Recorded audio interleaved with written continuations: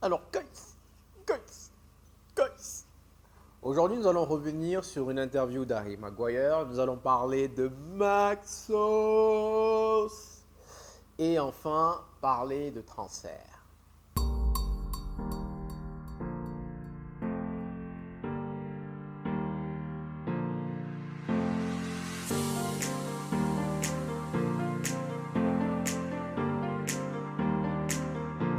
Alors, guys, comme vous le savez, Harry Maguire n'a pas été retenu pour la sélection finale de l'équipe d'Angleterre. Mais contrairement à certains, lui, c'est parce qu'on aurait estimé qu'il ne serait pas fit, qu'il ne serait pas prêt physiquement pour jouer l'Euro. Quand je vous dis contrairement à certains, je fais bien sûr référence au joueur d'Everton, Jared Braithwaite. On nous fait croire que c'est un joueur qui vaut 115 millions. En réalité, c'est un et vous savez pertinemment ce que j'ai envie de vous dire. Bref, pour revenir à l'interview, elle a eu lieu avant sa non-sélection. Et dans cette interview, Harry Maguire nous donne plusieurs points. Il nous dit qu'il aime le club, que quand il était petit, il regardait beaucoup les matchs de Scholes, des Beckham, il était fan du club en réalité, et qu'aujourd'hui, il ne va jamais tricher. Il va toujours se donner à 1000%. Toujours, que ce soit à l'entraînement ou pendant les matchs, il va toujours donner le meilleur de lui-même. Il a eu une question qui m'a beaucoup plu, c'est comment avez-vous su survivre pendant la période dramatique, la période tragique? On se rappelle tous, Harry Maguire. Et il a répondu, c'est parce que j'ai toujours eu confiance en moi. J'ai toujours eu confiance en mes capacités. Ça a été très difficile, ça a été très délicat, mais du moment où j'ai confiance en moi, je savais que ça allait revenir. Guys, Harry Maguire, mine de rien, c'est quand même un exemple. Un fantastique exemple du never ever give up. Ne jamais abandonner. Saviez-vous que même ses coéquipiers ont douté de lui? Tout le monde l'a trimballé dans la boue. Moi, je suis l'un de ses premiers détracteurs. Et je le dis haut et fort. Je me souviens même dans un match, De Gea a regardé, c'était Maguire. Il s'est dit que si je la donne à Maguire, forcément que la balle elle va revenir. Il a préféré la mettre dehors plutôt que de lui faire la passe. C'est-à-dire que tout le monde a douté de lui. Personne ne lui faisait confiance. Et quand il vous dit j'ai eu confiance en moi, je savais que ça allait revenir, je dis masterclass. Parce que la réalité, c'est que vous devez avoir confiance en vous. Parfois, vous allez avoir des difficultés, vous allez traverser des crises, vous allez même avoir parfois des périodes où vos parents, votre père, votre mère, vos amis, vos frères, votre copine, votre femme vont douter de vous. Mais à partir du moment où vous avez confiance en vous, c'est la morale de l'histoire. À partir du moment où vous avez confiance en vous, never give up. Continuez, ayez confiance en vous. Ça va être difficile, mais le plus dur, ce n'est pas de tomber. Le plus dur, c'est de pouvoir se relever. Encore et encore et encore. Et guys, Harry Maguire, il y avait quasiment une saison. On parlait d'épisode, on parlait de saison. T'as vu le nouvel épisode? T'as vu la nouvelle saison d'Harry Maguire? T'as vu la nouvelle bourde d'Harry Maguire? Et en fait, il y a une loi qui dit, c'est la loi de Murphy, Van Gaal nous dit, quand vous vous concentrez sur quelque chose pour ne pas que ça arrive, c'est là que ça va arriver. Parce que malheureusement, on attire ce que l'on pense. Donc Harry Maguire, c'était un joueur qui voulait tout faire pour ne pas commettre de bourre. Et malheureusement, ça lui est arrivé, paf, paf, paf. Et les gens ont rigolé. Les gens ont trouvé ça mais splendide, spectaculaire. Les gens se déplaçaient à Old Trafford juste pour voir la nouvelle ennerie d'Harry Maguire. C'est devenu une espèce de Game of Thrones, une espèce de Breaking Bad. T'as vu la nouvelle saison? Et du fait qu'il a pu se relever après cela, guys, masterclass. Masterclass, pour moi c'est un exemple. Sincèrement, c'est un exemple du never give up. Personne ne croit en toi. Personne ne croit en toi. Personne, tout le monde te voit comme un loser. Tout le monde te dit que toi tu es un tocard. Quand tu es sur la feuille de match, tu frustres tout le monde. La plupart des Mancuniens, dès qu'on voyait Harry Maguire titulaire, on se disait encore lui. Et Olé, il en a abusé. C'était pas le moment. Il en a abusé. Après Olé, quand il était blessé, on était content. Et quand il nous dit j'ai toujours eu confiance en moi, je me suis dit que je vais continuer. Ses coéquipiers ont douté de lui. Mais il a quand même persévéré. Pour moi, si je devais donner un titre à Harry Maguire, ça serait Persévérance. Ça serait Persévérance. Je me dis même que j'ai envie de faire un chapitre dessus dans mon prochain livre. Harry Maguire, c'est l'icône de la persévérance. Et donc là, je parle d'Harry Maguire, mais de façon générale, guys, si vous avez quelque chose en tête, si vous avez un objectif, ça ne va pas être facile, bien sûr, mais croyez en vous.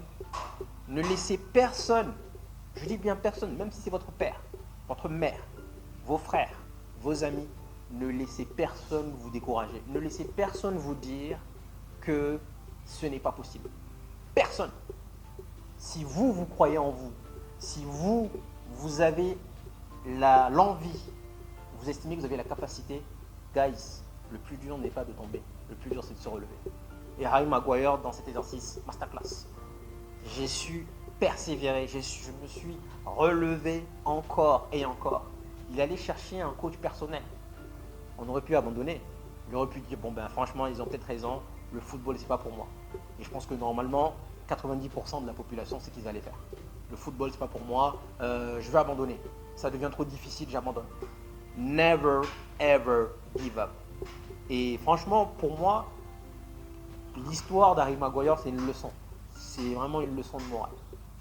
J'ai toujours eu confiance en moi. Donc, guys, la morale, encore une fois, c'est croyez en vous. Croyez en vous, vous avez vos objectifs.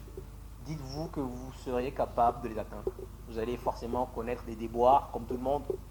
Mais dans la vie, il n'y a jamais de haut. Parfois, je me dis que ce sont les bas qui font que les hauts soient encore meilleurs. Donc, guys, prenez l'exemple d'Harry Maguire et never, ever give up. Mais, il a reçu une autre question qui m'a intrigué. Qui est le joueur qui te fascine le plus dans cet effectif de Manchester United? Et donc, guys, le joueur qui fascine le plus Harry Maguire dans tout cet effectif de Manchester United, c'est Scott McTominay. Il a répondu, cela va vous paraître bizarre, mais c'est Scott McTominay. Franchement, je vous avouerai que je suis tombé des nues. Dans un effectif où on a quand même Bruno Fernandes, on a De Gea, Onana qui vient d'arriver, on a Rashford, on a quand même pas mal de joueurs qui sont talentueux. Il a sorti que le joueur qui le fascinait le plus, c'était Scott McTominay. On lui a répondu pourquoi? Il a répondu parce que c'était le joueur qui se donnait tout le temps à 10 000% aux entraînements. Il ne triche pas, un peu comme lui en réalité. Donc, je voulais faire un petit volet sur Scott McTominay. Vous le savez, guys, c'est un joueur que je déteste. Je ne m'en cache pas. Maintenant, quand j'écoute la réponse de Maguire, bien sûr, je remets les choses en question.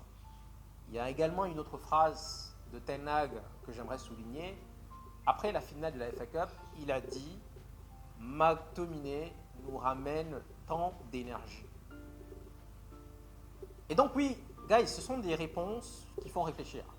J'estime que techniquement parlant, c'est un mec qui ne sait pas contrôler un ballon, qui ne sait pas faire une passe, qui ne sait pas faire une transversale. Bref, ce joueur-là m'insupporte. Normalement. Chaque fois que je le vois, dès que je vois son nom sur la liste, ça m'irrite. Mais le fait d'entendre Harry Maguire nous dire que le joueur qui le fascine le plus, c'est Scott McTominay, quelque part, on essaye de revoir les choses sous un autre angle. Ten Hag nous dit qu'il nous amène beaucoup d'énergie. Et c'est vrai que quand même, mine de rien, c'est un joueur qui n'est pas forcément le meilleur techniquement, mais sa présence dans l'équipe insuffle une espèce de caractère, une espèce d'énergie positive dans l'équipe. Offensivement, j'ai envie de dire. Défensivement, nada. Mais c'est un mec qui veut tant pallier ses carences, ses lacunes, qui va insuffler donc de l'énergie dans son comportement, dans sa détermination, dans son abnégation, dans son envie. Il va vouloir marquer. Et c'est vrai quand même qu'il a marqué quand même beaucoup de buts. Je sais quand même, guys, c'est le chouchou de beaucoup d'entre vous. Moi, je ne voyais pas ça comme ça. Pour moi, joueur de foot, voilà. Il y en a qui le comparent à Fletcher. Je suis désolé, mais je trouve quand même que Fletcher et Park, c'est 2 crans au-dessus quand même de McTominay. Donc comment moi je vois ça, c'est un joueur lambda qui ne réfléchit pas, qui parfois, il sait qu'il y a 4 personnes devant lui, il va quand même tirer. Alors que peut-être qu'il faut faire la passe. Mais comme il n'a pas cette intelligence, cette vision de jeu, voilà. Pour moi, c'est un joueur limité. Mais honnêtement, je répète, quand Maguire me dit que c'est le joueur qui le fascine le plus, je me demande pourquoi. Et je sais que beaucoup d'entre vous, vous l'aimez. Parfois, vous savez, j'essaie d'oublier notre historique. J'essaie d'oublier j'essaie d'oublier le fait de me dire que c'est un tocard que je n'aime pas. J'essaie de voir le joueur sous un autre angle. D'ailleurs, contre Liverpool, il a marqué Maxos. Quand il va marquer, guys, on va toujours dire Maxos. On va toujours célébrer les buts. À la base, je répète, je ne suis pas un hater de McTominay. C'est pas comme si genre je vais me mettre dans un bateau où genre chaque fois que McTominay va marquer, je vais être énervé. Non, moi je suis fan de Manchester United. Donc conclusion, peu importe le buteur, je ne suis pas un FC joueur. C'est-à-dire aujourd'hui, je n'aime aucun joueur, je répète. Je ne vais pas venir défendre Bruno, je ne vais pas défendre Rashford, je m'en fous de tous. Ce qui m'intéresse, c'est Manchester United. Mais franchement, je dois quand même saluer les prouesses, l'envie, la combativité de Scott McTominay. Après, est-ce que c'est un joueur que je vais garder? Je vous dirais non. Mais honnêtement, je dois quand même vous avouer que quand Maguire me dit que c'est le joueur qui le fascinait le plus, je reste un peu scotché quand même. Je me pose des questions.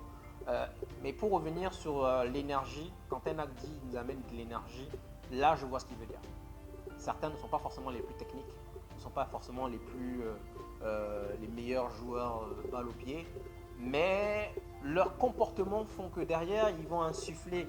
Et ça c'est pas que dans le football, même dans la vie généralement, vous allez voir parfois il y a des gens dont leur présence apporte une certaine ambiance positive dans le groupe, une bonne atmosphère. Donc en fait, c'est pas le joueur lui-même qui est bon individuellement parlant, mais c'est la place qu'il préoccupe au sein d'un groupe. C'est ce qu'il donne comme transfert, comme énergie aux autres. Et je dirais que dans ce sens-là, si on prend dans ce contexte, Maguire insuffle d'énergie à l'équipe. Ouais, ben, je sais que les pros McTominay vont être contents, ils vont venir me dire ouais. Mais bon, je ne vous dis pas que je me suis trompé parce que je ne l'aime toujours pas. C'est juste que, comme je dis, parfois certaines interviews, certaines pièces du puzzle font que vous ramènent à réfléchir, vous ramènent à revoir les choses. C'est la raison pour laquelle d'ailleurs, Ten Hag in, Ten Hag out, il y a quelques facteurs qui vont arriver de façon supplémentaire. Et enfin, guys, la rumeur João Neves est en train de prendre de l'ampleur. Manchester United veut vraiment João Neves. Sauf que de son côté, Benfica réclamerait sans cesse 80 millions de livres. 80 millions de livres, ça fait à peu près 90 millions. Sachant que normalement, nous aurions un budget entre 100 et 120 millions. 90 millions, c'est quasiment notre budget entier. Apparemment, Manchester United est en train de faire le forcing pour vendre, récolter de l'argent, vendre Casemiro, vendre Greenwood, guys, même si la dernière fois je vous ai dit qu'il se pourrait qu'il reste. Mais il faut revenir sur Greenwood rapidement. L'objectif principal de Manchester United, ça serait de le vendre, ça serait de le récolter des sous. Et en plus, on sait tous que c'est un joueur qui vient de l'académie, ça veut dire que ce serait des sous bénéfiques. C'est un joueur comme Mason Mount qui a été formé et on le revend. Le problème de Manchester United, c'est qu'on n'est pas gourmand. On n'est pas gourmand. Mason Mount a été vendu, sachant qu'il vient d'avoir une saison assez compliquée, avec beaucoup de blessures. Il lui restait 1 an de contrat, a été vendu à 70 millions. À nous les pigeons. Mais nous, on réclamerait entre 30 et 34 millions. C'est précis, hein. C'est pas entre 30 et 40, pas entre 30 et 50. On réclamerait entre 30 et 34 millions de livres sterling pour Greenwood. Greenwood, on veut le vendre. La question, c'est est-ce qu'on va arriver à le vendre? C'est ça que je dis, peut-être qu'on va le garder. Mais apparemment, Benfica veut rentrer dans la course. Si Benfica rentre dans la course, est-ce que cela signifierait que, vu qu'on insiste sur João Neves, est-ce que cela signifie qu'on ne ferait pas qu'on va leur donner Greenwood plus rajouter de l'argent? Mais ce qui est sûr, c'est que je reste surpris du fait comment João Neves a été supervisé jusqu'à maintenant. Je ne l'ai pas encore observé. Mais quand même, quand je regarde les commentaires, je trouve que les avis se partagent. Il y en a qui me disent c'est un excellent joueur, il y en a qui me disent ouais, il est pas si sans sas. Donc bon, pour l'instant, je vous dirais que je ne l'ai pas encore observé. Mais si Benfica rentre dans la course pour Greenwood, est-ce que cela signifierait que on va leur donner Greenwood et puis on va rajouter peut-être un 30 millions, un 40 millions pour avoir Neves? Mais en tout cas, c'est la priorité de Manchester United. Je préférais Ederson Atlanta parce que lui, effectivement, je l'ai observé, je sais ce qu'il vaut. Mais João Neves, c'est la priorité. Priorité number one. Maintenant, je ne pense pas qu'on puisse réaliser de transfert, en tout cas d'achat, pendant ce mois de juin. La preuve, Tosin est déjà parti à Chelsea. Chelsea, ils sont ruthless. Ruthless. Ils n'ont aucune pitié.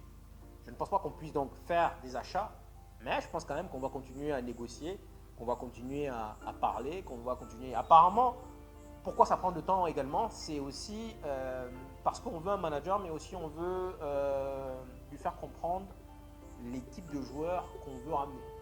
C'est-à-dire qu'on essaie de lui faire comprendre que il a son mot à dire, mais pas totalement. Donc il y a des entretiens qui sont en train de se passer, mais donc ces entretiens-là, ça peut être également avec Ten Hag. Bon, je ne sais pas si on veut garder Ten Hag ou pas, mais en tout cas, c'est un facteur sur lequel il faut compter. Donc, João Neves, on parle également de Fofana, mais si on parle en termes de priorité, la top 1 sur la liste, c'est donc João Neves. Ensuite, on parle de Fofana, de Monaco, et ensuite on parle d'Ederson. Je ne comprends pas pourquoi est-ce que Fofana peut passer devant Ederson.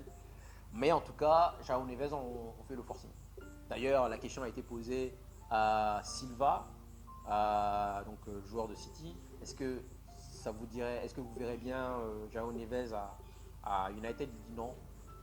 Je le recommanderais d'aller à City. On voit Bruno aller lui parler de temps en temps. Il y en a qui disent agent Bruno. Donc qu'est-ce que ça va se faire? Je ne sais pas. Encore une fois, je ne suis pas vraiment emballé parce que je n'ai pas encore une visibilité sur les qualités de ce joueur. Mais en tout cas, Benfica veut Greenwood. Greenwood, guys, moi, j'aimerais bien qu'il reste, mais je préfère vous préparer mentalement du fait qu'il va partir. Je pense que la priorité de Manchester, c'est le laisser partir. Donc il faudrait vous préparer mentalement. Quand je parle de Greenwood, il y en a plein qui arrivent qui disent ouais, il faut qu'il reste, il faut qu'il reste. Vous voyez la passion que ce joueur-là dégage, un joueur remarquable. La dernière fois, je suis allé regarder, il a marqué 35 buts. Je pense qu'il avait marqué beaucoup plus que ça, mais il a marqué quand même 35 buts seulement avec Manchester United. C'était 50-55. Mais il avait 35 buts et il vient de marquer donc 10 buts avec Retafe, donc ça fait 45 buts dans sa carrière. C'est un joueur qui est phénoménal.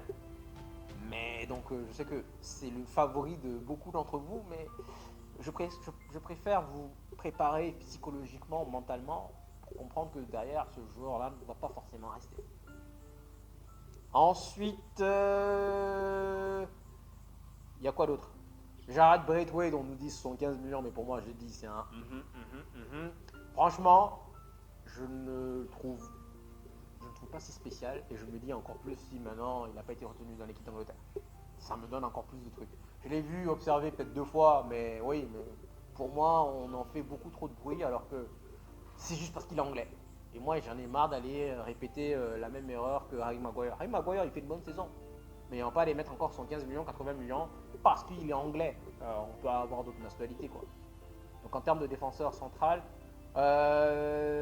quoi d'autre? Frimpong, la rumeur Frimpong est en train de diminuer de plus en plus. Donc là aussi, je pense que ça va dépendre du coach. Si on prend Frimpong, c'est que forcément, ça sera Tourelle, parce que c'est Tourelle qui veut jouer dans ce système. Frimpong, c'est plus un joueur, c'est pas vraiment un latéral défensif, il est pro-offensif pour moi. Et d'ailleurs, avec les Pays-Bas, il joue ailier quasiment. Donc pour moi, on va chercher Frimpong, je ne comprends pas l'intérêt. Donc la rumeur de Frimpong, elle est en train de vraiment se glacer au fur et à mesure. On a aussi le joueur, l'attaquant de Brentford. Ça, je vais en parler, je pense, peut-être demain. Normalement, demain, je devrais faire une vidéo shopping en première ligue. Et donc, son nom m'échappe à chaque fois. Je l'ai, mais au moment où je veux en parler, son nom m'échappe. L'attaquant de Brentford. Son nom m'échappe. Donc ouais, je pense que demain je vais faire une vidéo sur le shopping en première ligue. Voilà. Olysée, ça se refroidit également. Parce que pour l'instant, encore une fois, il y a 2 paramètres pour Olysée. C'est que de 1, nous on ne peut pas acheter le joueur pour l'instant. Chelsea lui fait les yeux doux. Et de 3, Olysée va aller aux Jeux Olympiques. Qui dit Jeux Olympiques dit qu'il va rater la pré-saison, il va rater le début du championnat. Et franchement, les Jeux Olympiques, Je suis désolé, moi personnellement, j'ai envie de vous dire, on sent. Mais bon. Donc, pour l'instant, statu quo. Mais si on essaie d'analyser vraiment où est-ce que Manchester souhaite aller, ça serait donc João Neves, priorité. Ça serait Todibo. Je ne sais pas si c'est pour nous faire une fleur, mais Nice évalue Todibo à 21 millions apparemment. 21 millions. Est-ce que c'est pour nous le faire à nous, pour nous l'offrir? 21 millions, normalement c'est chop chop. C'est en 2 secondes, c'est tac tac tac tac. Donc, normalement Todibo, João Neves, Todibo, on parle d'un latéral gauche, on parle d'Olysée et on parle d'un attaquant. Ça peut être pas mal comme mercato. Hein. Aussi, Ninos et Ratcliffe souhaitent vendre Nice pour pouvoir se focaliser sur Manchester United. Apparemment, ils ont un an pour pouvoir déceler les choses, être propriétaire de Nice et propriétaire de Manchester United. Donc bon, on va voir comment ça va se passer. Donc ils ont un an pour les vendre. Bon, s'ils le vendent, tant mieux, on n'aura plus de problème. Je pense que le problème, c'est qu'il manque de lobby. Et puis voilà, donc je pense que guys, on a fait le tour, je crois bien. Et donc je vous dis à demain s'il n'y a pas de nouvelles. Bon, normalement dimanche il n'y a jamais rien, mais normalement s'il n'y a pas de nouvelles, donc demain je vous fais une vidéo shopping en Premier League. Donc guys, comme d'habitude, vous connaissez la musique. Un grand merci, grand merci. Je prends même le temps d'applaudir, de vous dire big up à vous tous. Merci d'être venus jusqu'ici. Prenez soin de vous ainsi que de vos familles et je vous dis passez un bon samedi. Ciao ciao.